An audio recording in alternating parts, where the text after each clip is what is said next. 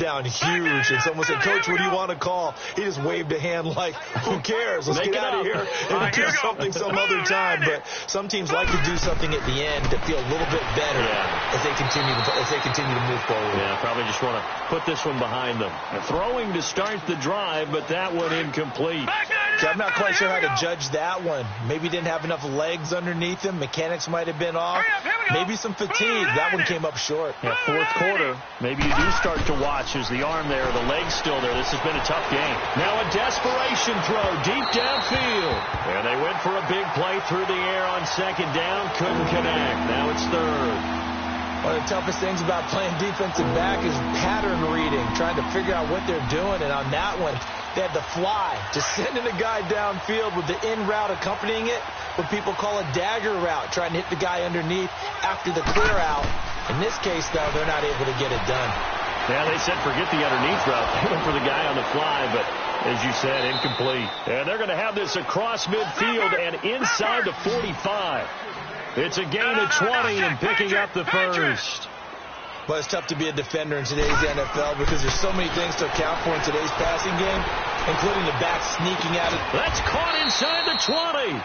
And they'll wind up getting this one all the way down inside the 20. He got 29 yards that time. Inside the red zone here. They'll look to throw.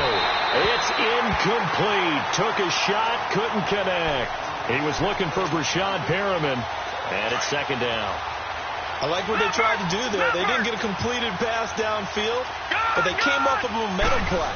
Big-time gain on the previous snap. Came right back and threw one deep, hoping to catch them on their heels. Now a second down throw for the end zone, but it's incomplete. The beauty of being able to play a zone defense when you can sit back and see the ball coming out of the quarterback's hands, guess what? Creates a lot of confusion, kind of a muddle in the middle of the field where you go make a play on the football. And able to get him down, but he does reach the 5. They're able to convert on third down, and that sets up a first and goal. They'll stick with the passing game as he looks to throw. And he will score. Touchdown, Falcons. It's their quarterback. A 5-yard touchdown run. And the Falcons cut into that lead. Oh, it's a fake. They'll try and throw for it. And he's going to lose yards. They take him down at the 26. So despite the huge deficit, they're going to keep fighting. Here comes the onside kick. And this will be recovered by the Giants. And that ought to just about do it. Now they're down big here in the fourth. They had to try the onside kick. Can't fault them for the effort at least. No, you can't at all. And if nothing else, now you've put something that you're trying to practice, right, that you've worked on into a game situation. And now you can go back and dissect it. So if you need it again sometime, maybe you'll find a better way to do it. But, yeah, this game's pretty much done for them.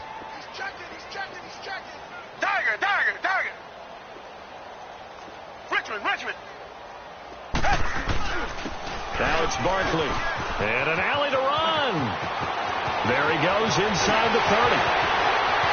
And he will take it on in for a Giant touchdown. Saquon Barkley, 43 yards. And the Giants are able to grow their lead. I tell you, Charles, you play to the final whistle, I get that, but there are a few folks that might not be too happy with that score late in the game with it already well in hand. You seem a little squeamish about that last score. I struggle with it. I struggle. But on the argument, I get it, on the other side is, hey, do something about it. Stop them. I guarantee you, I know who was really excited. Fantasy owners who had them. Hey, listen, get the points for me. They're not worried about hurt feelings or anything like that. That's just new age stuff.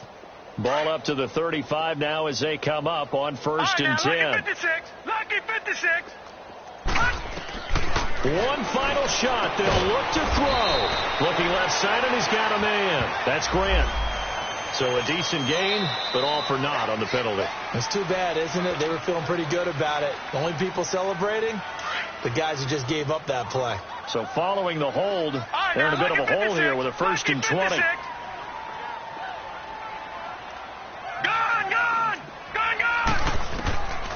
Now a shotgun snap as they'll look to throw. He's going to let it fly. And that's caught inside the 35.